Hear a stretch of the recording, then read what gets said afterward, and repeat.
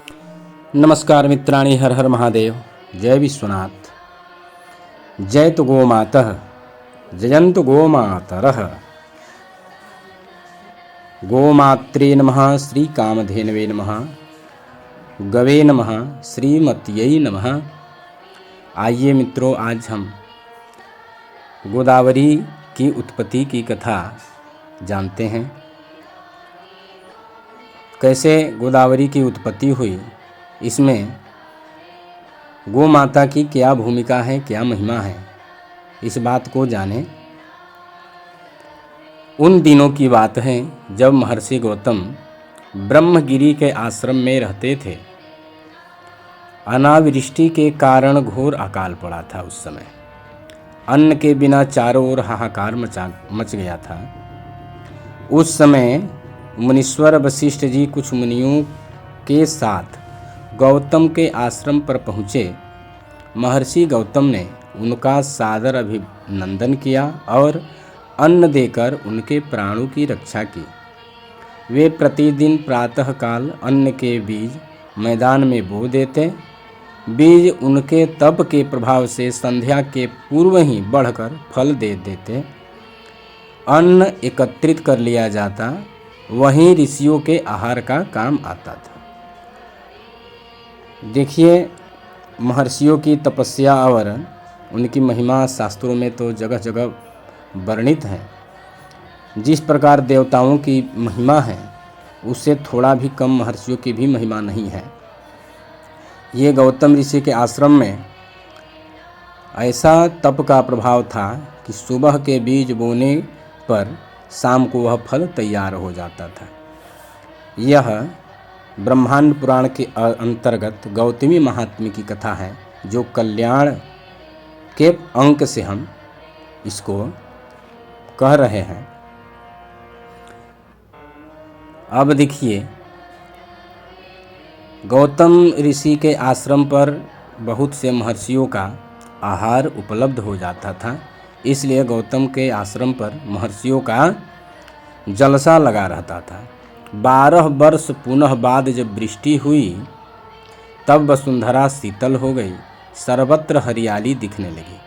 उस समय कैलाश पर्वत पर महासती श्री पार्वती ने श्री शंकर से कहा कि आप गंगा जी को सिर पर और मुझे अपने अंक में रखकर मेरा अपमान करते हैं।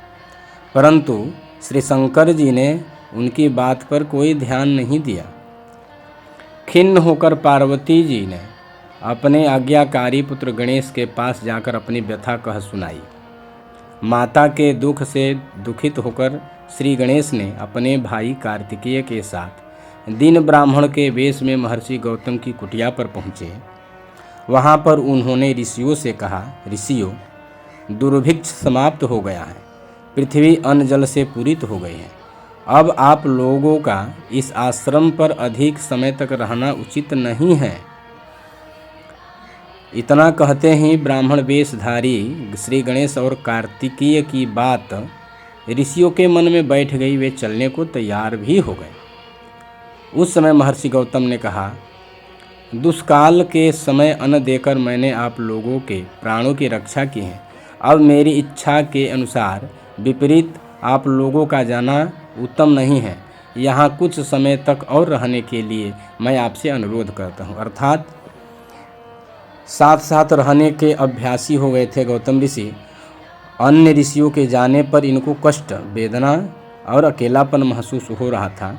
इसलिए श्रद्धा से आदरपूर्वक उन महर्षियों को कुछ दिन और ठहरने के लिए निवेदन किया। गौतम की बात सुनकर ऋषियों ने अपने जाने का विचार छोड़ दिया।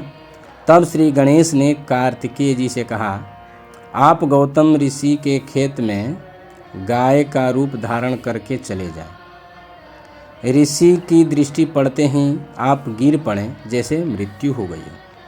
कार्तिकेय ने वैसा ही किया।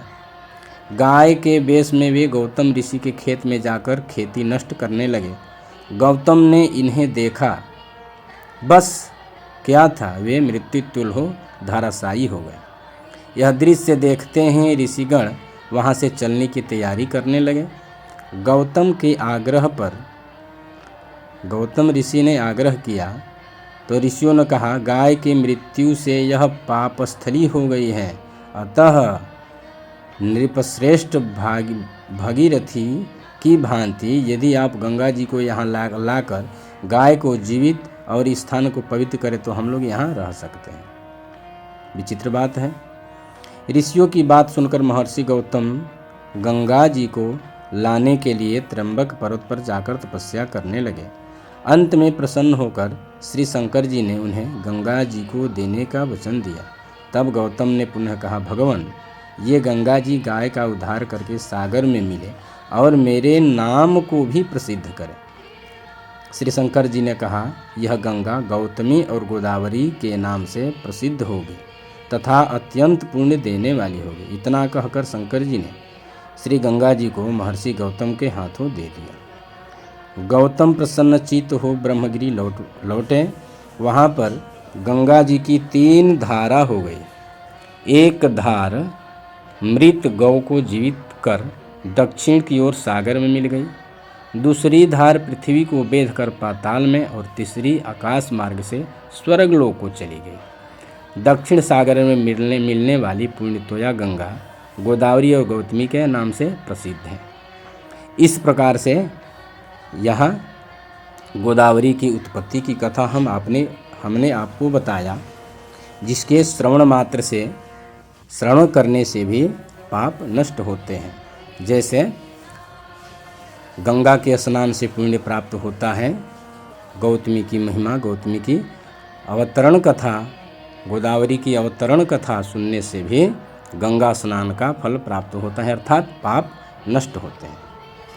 ये महाभारत अनुशासन पर्व में कहा गया है कि गो, यह केवल इतना ही मंत्र जपने से भी पाप का नाश होता है। जैसे कि कहा गया है, घृत क्षीर प्रदा गावो, घृत जन्यो घृतोद्भवा, घृत नद्यो घृतावर्तास्ता में संतु सदा गृहे। अर्थात यह गौ माता जो है घृत क्षीर प्रदा, घृत और दूध प्रदान करने वाली है। घृत जन्यो घृतोद्भवा, घृत जोनी है, और घृतोद्भवा, यह घृत से ही उत्पन्न हुई है, अर्थात अमृत से उत्पन्न हुई है। घृत नद्यो, यह घी की नदियाँ हैं। घृत वर्तास्त में संतु सदा में संतु सदा गृहे। यह घृत वर्ता जो है, घृत का आवर्त जो है, ये हमारे घर में सदा निवास करें। घृतम में हृदय नित्यम, घृतम नाभ्यम प्रतिष्ठितम।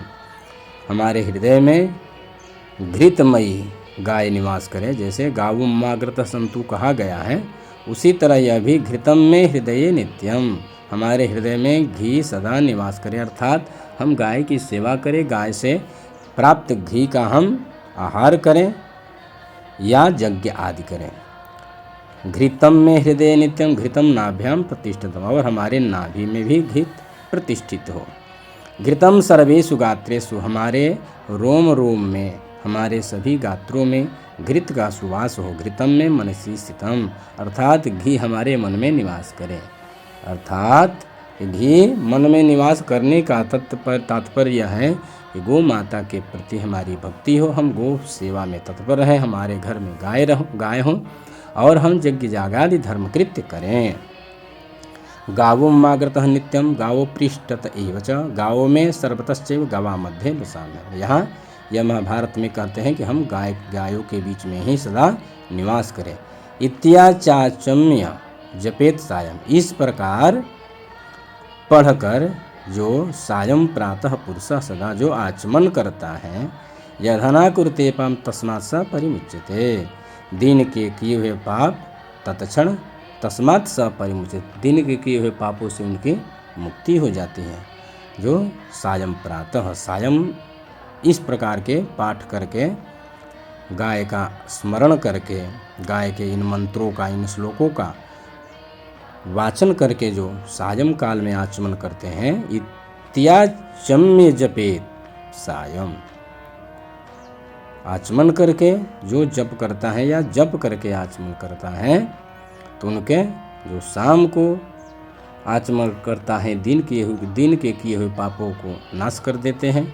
और प्रातः काल इस प्रकार के आचमन करके जप करते हैं या जप करके आचमन करते हैं तो रात्रि के किए हुए पाप तत्क्षण विनिष्ट हो जाते हैं। जो मनुष्य प्रतिदिन प्रातःकाल और सायंकाल आचमन करके उपर्युक्त स्तोत्र का पाठ करता है उनके समस्त पाप नष्ट हो जाते हैं।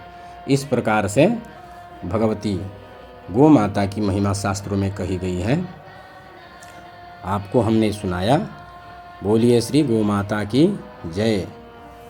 नमः पार्वती पतये हर हर महादेव।